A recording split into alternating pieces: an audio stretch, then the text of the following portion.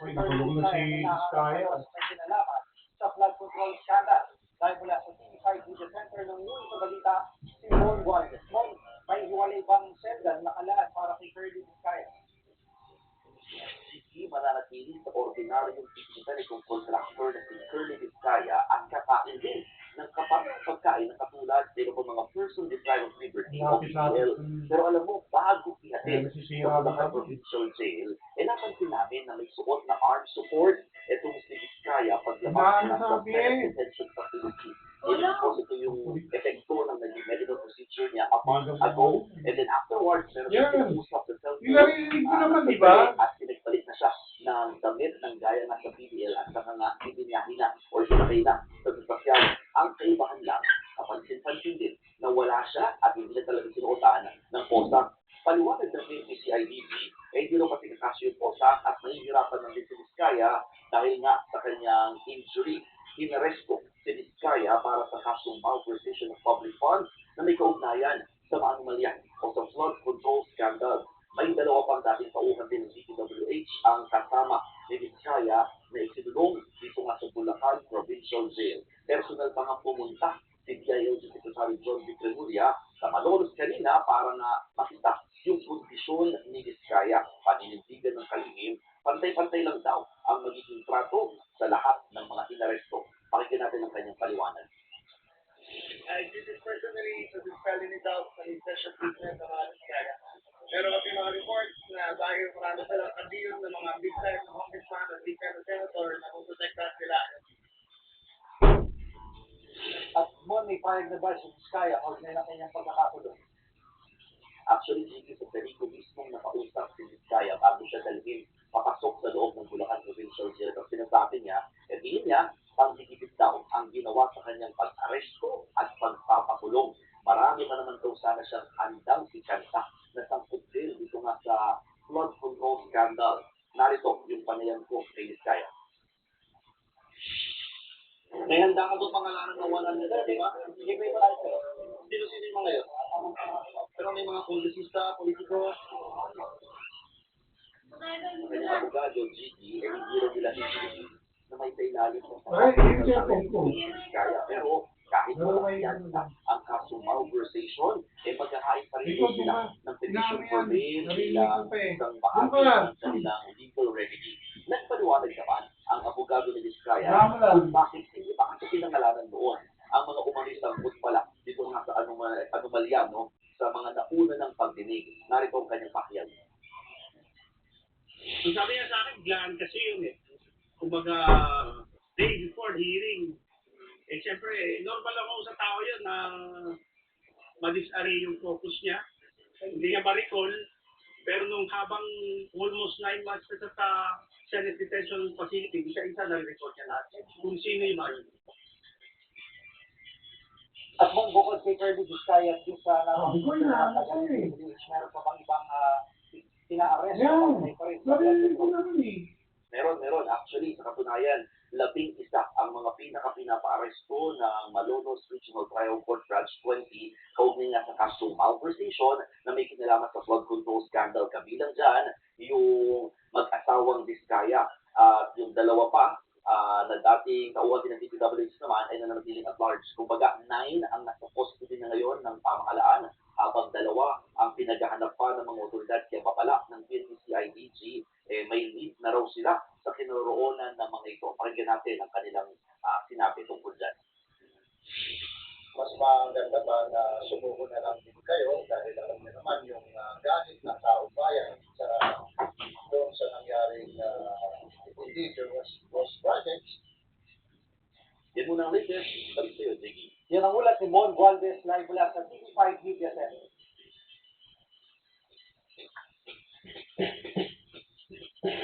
Pahabol mga kapatid, tila may panibagong love team na nabuo sa Senado. Yan ang tambalang Wing Ri, na Senator Wing Gatchalian at Risa Ontiveros.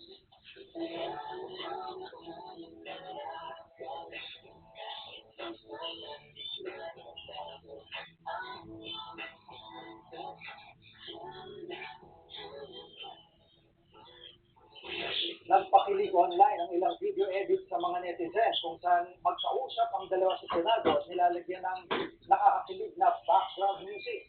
Meron pa nga ginawang pancake sa love team sa X na kasalukuyang may halos 3,000 followers. Wala pang payag dyan sa Tiveros, pero nang matanong naman si Gatchalian, aminado siyang nakakakilig ang tambalang ginagawa ng ilang netizens.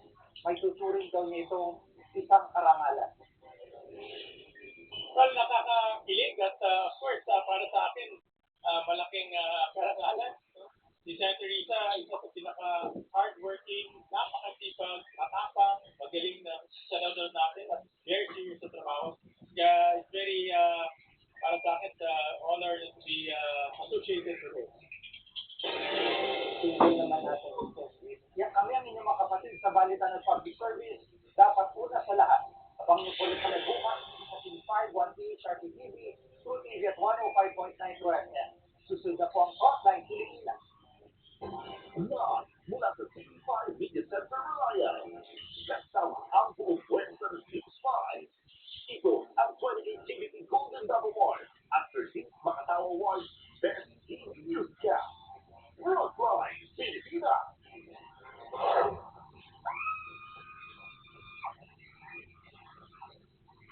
Magnitude 7.8 ang ito, natulog ng malaking singkaro sa Checkpoint at iba pang bahagi ng Mindanao. Mga estudyante group na pangit ng kapatotoma kung kailan pa naman unang araw ng pagkuray.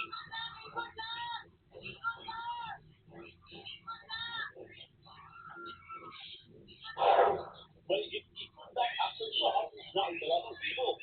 Kaya marami sa mga residente naglapasan muna sa kalit nilang bahay. Ang latest ng mga lugar sa kapinsala ng lingkod, iahatid sa News 5. Bye! Tapos ng dashcam, DSBS driver, itawin ng kanyang pasahero. Ano kaya ang motibo? Isa pa sa husga video, driver ng puting SUV na nagbangga sa tauhan ng HPG sa SLEX, wanted na sa LTO. Hinala pa ng PNP, peke ang plaka ng sasakyan. Congressman Leandro Benitez, simulat ni Essential Early Grupo. Handa raw tumulong sa investigation ng Senado kaugnay sa flood control. Sa sport, matapos magmaging sa Birmingham Open, Pinay tennis star Alex Yala naarin na ang tennis great share ni Maria Sharapova. Ito na nga. Ang Zaino ay siya ang ay susunod na offer na sa bansa para maging sa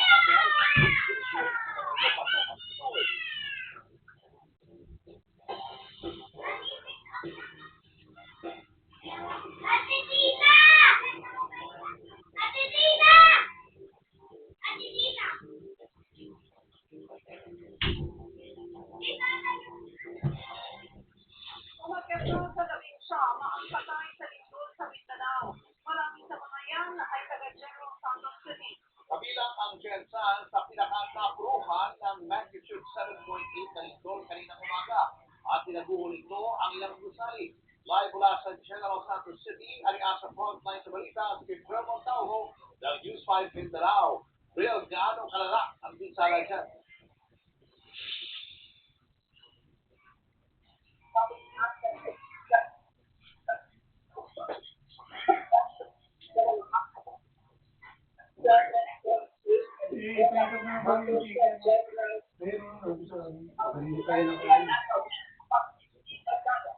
Sa may doon sa, merong medyo market.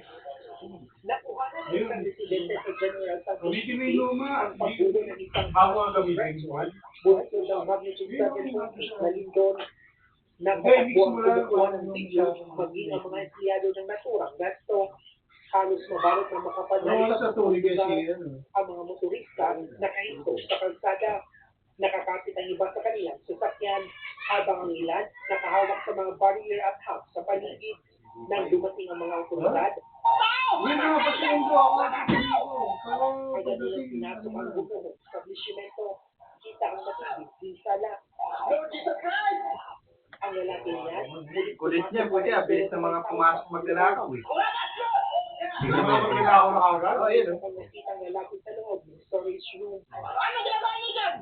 Naghahanap lang din daw ito kung may natrap, patuloy pa rin nag-ikot ang rescue work.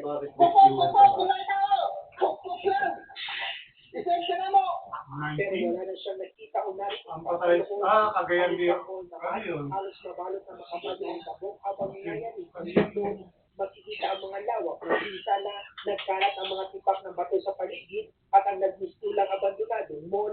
Ang gusali naman ng universidad na ito, tumagilid.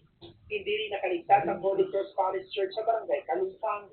Bumagsak ang malaking bahagi ng kisame nito. Takot at nagsisigawan naman ang mga biherong inabot ng lindol sa Jetson Airport. Sama-sama sila sa isang sulok ng airport, hawak ang kanilang ulo. Wasak-wasak din ang kisame ng paliparan habang ang mga bagahe ng mga biyahero makikitang nakakalat lang. Sirang-sira rin ang grocery store na ito sa barangay Kalumpang. Ayon sa gwardiya ng establishmento, agad namang nakatakbo ang mga tao palabas. Maliban sa dalawa pang nawawala na huling nakita sa midsection ng grocery. Ito na ngayon ang itsura ng tatlong palapag na grocery store dito sa barangay Kalumpang matapos ang pagyanig ng 7.8 na lindola. Ayon sa otoridad, isang bangkay na ang kanilang na-recover habang dalawang bangkay pa ang pinagawa ngayon. Ang General Santos City ang nakasalat ang pinagawa sa pagyanig ng tumama ang 7.8 magnitude na lindol sa Mindanao. Ayon sa pinakahuling datos ng CBR mo sa Jetson, siyam na ang bilang nasa may 142 na napaulat na sugatan habang 3 nawawala. Naging problema naman ang komunikasyon para sa mga otoridad sa naturang lugar dahil sa pinsala ng lindol. Problema ngayon sir kasi kahit dito sa namin sir, Aldera kasi wala sir. Kahit protector namin sir, nasira sir sa region namin sir, kaya kahirapan yung contact namin sir. O ispan lang sir. Pero sabi pa cellphone lang po. Nawalan din daw ng kuryente. Naghahanda naman ang Office of Civil Defense na proceeding deployment ng response team sa mga apektadong lugar. Maraming salamat, Brill 1000. Nataon naman sa flag ceremony ng ilang paaralan na ang pagyanig ng magnitude 7.8 na lindol sa ilang probinsya sa Mindanao. Napinsala rin ang ilang gusali at tulay. Pagpantay ng balitang yan, si Gary De Leon.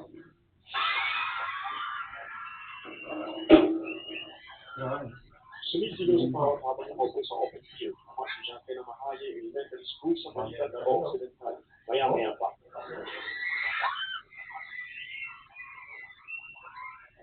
Biglang bumagsak isang pugo. Pwede, kinabukasan, nakaagad pa ako. Pasok na naman walang nakamaan. Nanatili rin kalmado ang mga guro. Kaya nabiyak sa kita buti yan, di bumagsak. Kung malagdagan ng pagyanig, nakakalimutan naman ng mga estudyante palabas ng COVID court. Bumagsak din ang bahagi ng isang gusali. Ligtas naman ang lasang estudyante at guro.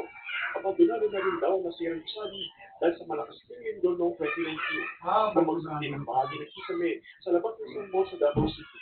Nagkalat na ito sa masada. Maswerte mo ang nakamaan.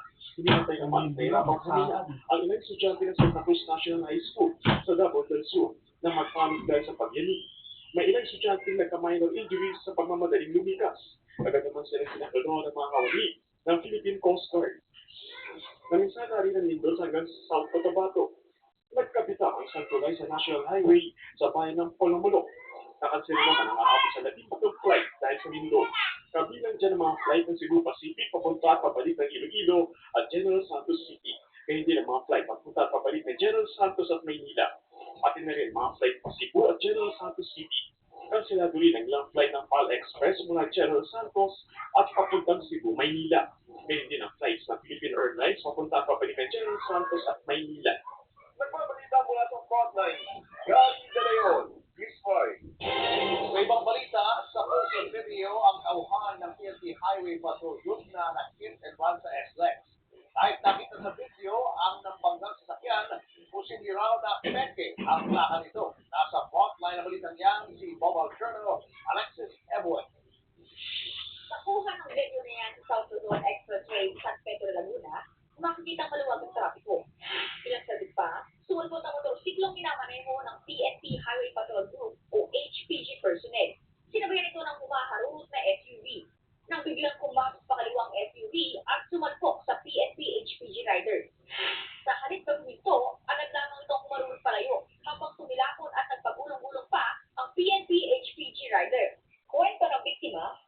na siya sa opisina ng maaksidente.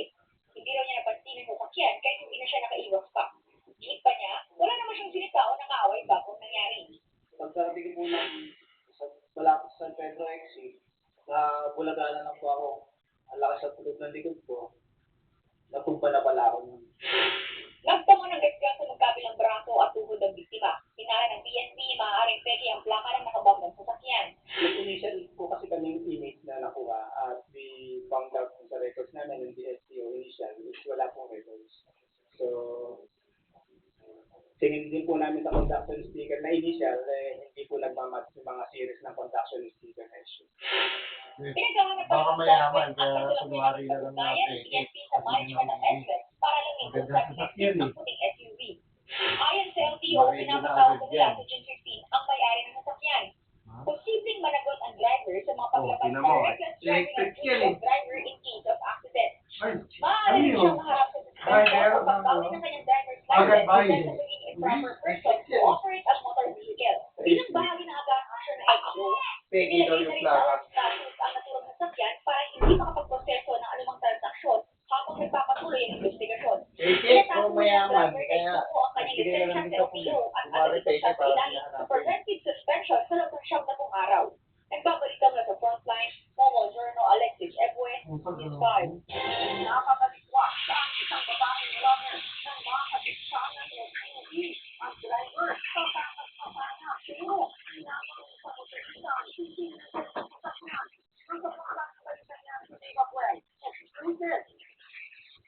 Nag-aaral sa kanyang morning job ang babae nito ang pahayog ng Tipolog dahil itong Sabado. Ready na sana sa pinako para sa ehersisyo nang biglang sinumbuksan ng humaharurot na puting sasakyan. Sinubukan pa niya itong iwasan. Pero nakagin pa rin ang biktima. Bumaltik siya sa kalsada. Habang ang sasakyan, tuluyang bumangka sa pader at yung mga nakaparadang motorisito. At nagpapatras ang sasakyan. At mapasang pinababa ng isang residente. Pero sa alip, diretso na siyang tumakas. Naka-accident itong adventure na tumatakas. Ayun mo, sa isa pang video, kitang isang motorista ang humabol sa tumakas na sasakyan. Wala ng interior yan. Kahit sila na ang tulong, tuloy pa rin sa pagtakas ang driver. Pagkakalaga ako ng babae. Pag-ito nito, Bata. kaya nakinuha ng motorista Para dito. at lower ang driver. Ito na ang driver, ito na! Huwag na ginagawa sa kukunyo! Pero wala namang takbo ng mga kasama nito. Hanggang sa may dumating ng traffic enforcer sa lugar. Kita pa sa video ang tira sa bumper at gulong ng sasakyan. Kitang-kita ko kung paano niya tinumbok eh. Okay ka lang, ma'am. Laban lang ha. Dumating kalauna ng mga rescuer na nag-atid sa babae sa ospital. Kwento sa News 5 ng motoristang humabol sa driver, hindi na siya ng dalawang isip nang makitang nahihirapan na umandar ng sasakyan. So doon ako nagkaroon ng opportunity na lapit at ibra kunin yung pagkakataon na makuha na rin yung susi ng apitsot at kung hindi na ulit makakarapit na. Ayon sa isang residente, nagkamasugat sa braso at hindi ang biktima. Meron po siya yung dito po niya sa left ankle niya. Tsaka po yung dito po niya sa may leg po niya. Namamaga. Namamaga na po yung dito niya. Sinusubukan pa namin makuha ng bahaya ng biktima, pati ang driver ng puting sasakyan. Pero ang sa Antipolo Police, nauwi na sa areguhan ng insidente. Ano to? Dalawang tarang ba to? Dave Apuel, News 5.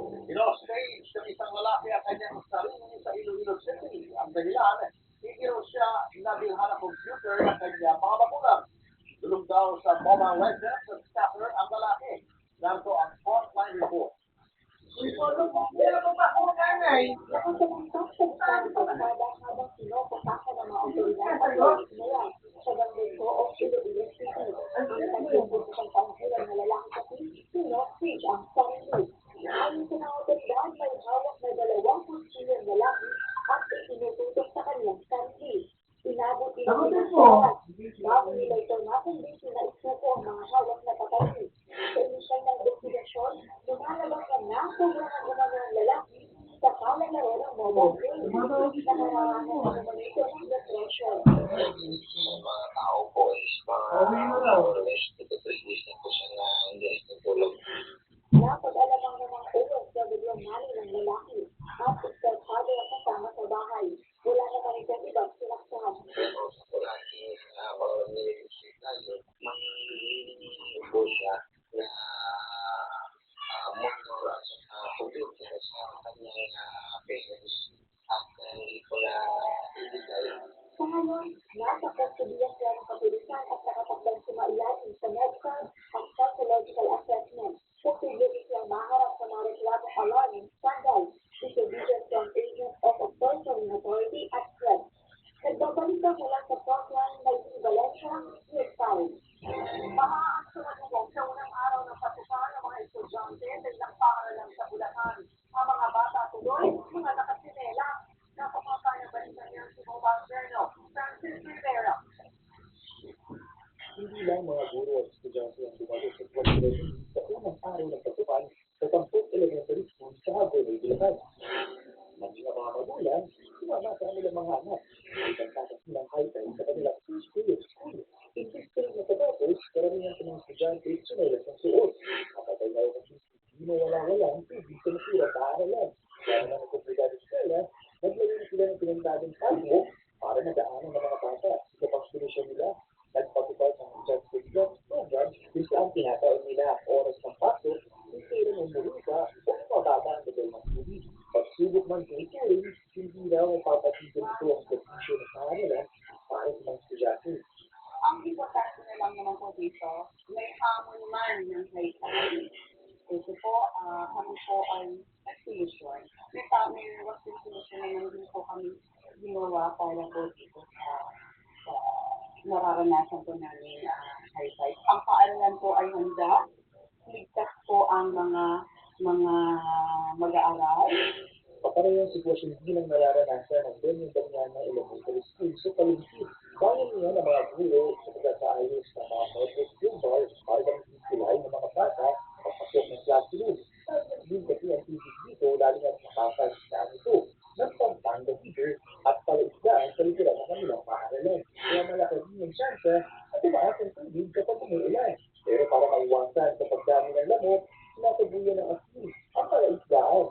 Kwento ng isang guro, dedikasyon sa bukasyon ang kanilang motivasyon para patuloy na magbigay ng serbisyo. Kami po ay binabaha. Pero syempre po, kami pong profession ay para din po talaga sa mga bata. Unahin po natin ang pagpapatuloy ng mga bata po natin. Ayon naman sa isang magulang na presidente ng School Parent Teacher Association, sinisiguro ng mga guro ang hindi ng kanila mga estudyante. Pwede po ng bota. Pero pag dating naman po dito sa school namin, tanong po natin yung mga tulay po. Pag tinatanggal na po namin, sa bahay, paglabas na po ng bahay, lang po kami nakabota. After po, wala na. Sa ngayon, patuloy ang coordination nila sa lokal na pamahalaan para mas mapakayos pa ang lagay ng kanilang mga paaralan. Nagbabalita mula sa Frontline, Overview ng Francis Rivera, News 5. Unang araw ng back to school, maraming bata ang nag-iyakan. Silang eskwelahan, problema raw ang kakulangan ng classroom. Live mula sa Quezon City sa Frontline na balitan yan, si Tracy Colgo. Tracy, kumusta ang unang araw ng pag-eskwela? Julius, nakalabas na yung karamihan ng mga estudyante PNCs dito nga yan sa Pangalon Elementary School sa Quezon City. Kasi mayroong 2 shifts dito, isang pang-umaga at isang pang-hapon dahil sa dami ng mga estudyante. Yakap at halip ang pagkaon ng mga magulang sa kanilang anak ngayong unang araw na pasukan sa Commonwealth Elementary School sa Quezon City. Alas 6 na umaga kanina, sabay-sabay nag-flag ceremony ang mga guro at estudyante sa covered court. Pagdating sa kanilang classroom, may mga batang nag-iyakan na, lalo na ang mga kindergarten students. Kaya naman may tip si Mang Sara Ceremony sa mga magulang. Hanggat maaari, mga pasigan sa nila, huwag nilang gawin parang sige ba yung research na very na kudyon, na yung mga bawal nilang sabihin sa mga anak nila, tulad ng sige pag makikita, magagamit si teacher. Kasi yun yung isang factor na yung bata matatakot, sa mindset niya, naku si teacher na sungit. Sa kabuuan, 6,801 ang naka-enroll na estudyante rito. Mayroon itong 110 classrooms na di raw sapat sa dami ng mga estudyante. Bakit tama mo yan sa isang shift, parang pwede, kulang ng classroom. Kaya ang solusyon, shifting, may pang-umaga at pang-hapong klase. Sa kabuuan, higit 200 guro sa Commonwealth Elementary School ang handa raw ipatupad ang bagong 3-term school calendar. Sa ilalim niyan, mas mahaba ang idadaan panahon sa bawat reading period para matugunan ang mga sagabal sa pag-aaral, gaya ng class suspension tuwing may kalamidad. Ayon sa principal ng Commonwealth Elementary School, hinanda na ang kanilang mga guro para sa naturang programa. We underwent orientation, so it's a good thing by template na pinag-guide ng at yun yung magiging blueprint nila na susundan sa template na lesson planning na yun. Pero tingin naman ng Teachers Dignity Coalition, minadali ang pagpapatupad ng 3-term school calendar. Ang pagkaroon dito ng orientation ay one day, no, na online pa. No? While magaganda naman yung dito naman, magaganda yung mga intention ng mga policies po nito, pero sana ay hindi naman ura-urada. Binibigyan naman kami ng pagkakataon para may scrutinize, no, babata. Bukod dyan, naglabas din ang DepEd ng bagong guidelines para sa class suspension tuwing may emergency o kalamidad. Sa ilalim ng DepEd Order No. 14, may malinaw na protocol ang mga paaralan. May 4 levels yan. Level 1 ang hayo o continue. Dito, tuloy ang face-to-face classes. Level 2 ang hinay o in. Kapag 3 araw nang may emergency, nakamonitor ang DepEd kung paano maibabalik sa regular na antas. Level 3 ang hinga o check-in kapag umabot na sa 4 na araw ang emergency. Magiging flexible learning na ang mga paaralan. At panghuli, Level 4, hinto o stop. Pansamantalang itinitigil ang pasok dahil mapangalit ka. Welcome naman niya sa mga guro at sa ulan. Maganda po, maganda po tayo na ganito. Sana maipatupad natin yung pag-isip. Para sa pagkakamay ko ng mga bata, hindi naman ito masasabi na lalo na mapalakas yung bagyo, mapalakas yung sila, tapos mapalakas sila ang mga bata. Lalo na tayo, kung di na naman tayo sa lugar natin, hindi na kung siguro ang mga bata.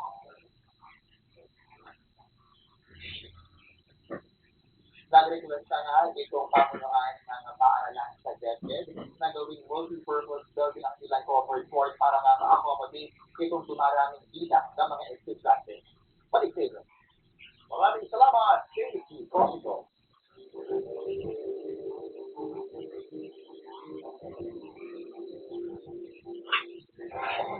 Nasa Dapat Champ ang nasawi mula sa natin 7.8 na lingkod sa Sarangani Province. Naglaing mula sa Diliman, Quezon City, nasa frontline ng balikan niyan ang ating weather frontliner na si Alvin Pura. Ipaliwanag ko nga sa amin kung ano yung posibleng pinagmula ng lingkod na yan kaninang umaga.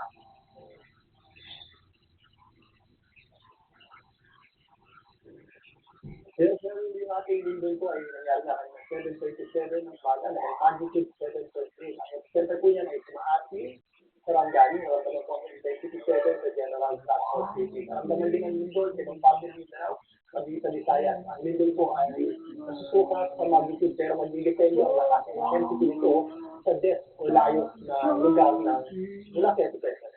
Ang intensity warning po natin, o nagiging po natin intensity warning, depende nga sa layo ng ating lindol sa epicenter natin. Naramdaman po yan, kaya dapat magsulong kami na ang panitay lang daan ng Visayas Region. Galing po yan sa automatic range ng ating lindol. At gano'n makalakas ang intensity na ng ating sa General Santos City. Sinabi nga yan sa intensity 7, ibig sabihin po yan destructive. O hirap pa po tumayo ang mga tao sa mga nakalapag na isali. Maaari din po itong magdulot ng malaking sala o yung sa mga makikita yung isali. Para ipaliwanag po ang mga nangyaring lindol sa Mindanao, kasama natin si Dr. Sivilla, isang technological at observation and earthquake prediction division sa ating tubo. Yes, Dr. Sivilla, ilan na po ba ang na-record natin after that? Sa ngayon, maapit na tayo sa 300 aspects of law na na-record natin.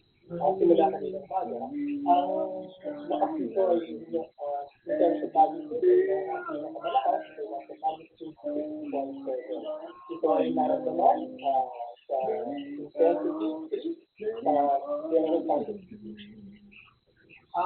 Pag ganito ilang araw pa mararamdaman natin aftershock. Diba, nabagwasan naman natin aftershock. Pero mga ilang araw pa natin sinatayang mararamdaman pa itong aftershock. Sa ganitong palakas sa bindol, posible pa rin tayo makaramdam ng aftershock. Ilang linggo siguro, at pwede umabot ng buwan. Ang ina-expect naman natin habang tumatagal, tumukonti ang ilang ng marirecord natin. Pero, may mga pagkakataon na posibleng may mag-support na aftershock na may kalakasan na maramdaman pa rin ng ating mga kababayan, lalo na nakatira malapit sa December. Thank you, Dr. William. Meron po yung mga tanong si Jerry. Hi, Dr. William. Magandang gabi po. Pag-usapan naman po natin para mas maintindihan ng ating mga kapatid. Nalilito kasi kung ano ba yung pinagkaiba ng magnitude at sa intensity.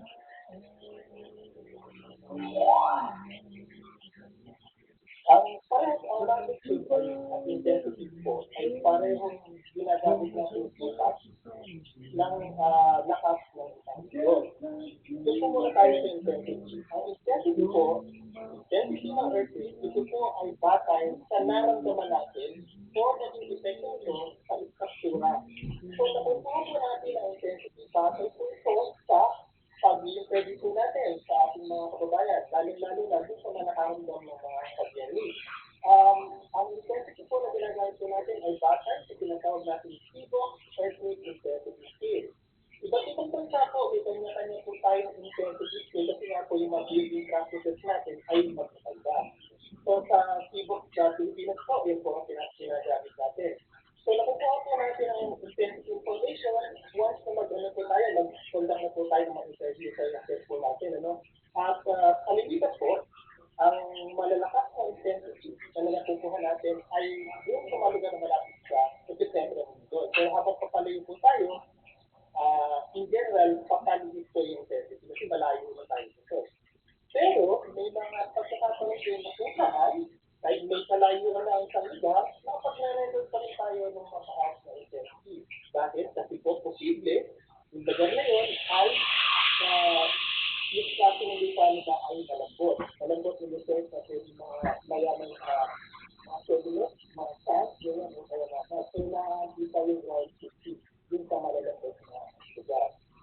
Yung magnitude naman po, ito ang nakukuha natin batay sa instrumento na ginagamit natin sa pag-relocate ng ito. Ito yung tinatawag natin mga seismometer. So ito po, meron po tayong mga mathematical formula and then based po yung narerero ng ating instrumento dahil ito natin yan po yung magnitude. So based po sa instrument na narerero natin and some mathematical formula, yun po yung magnitude. Yes, ay yung intensity po, batay naman po sa naroon nyo o nag-i-epekto sa ating ng paggalang dun sa mga struktura natin. So, ay nabatay natin sa ibot na At Dr. William, ito po saan po nagmula itong lindol na ito?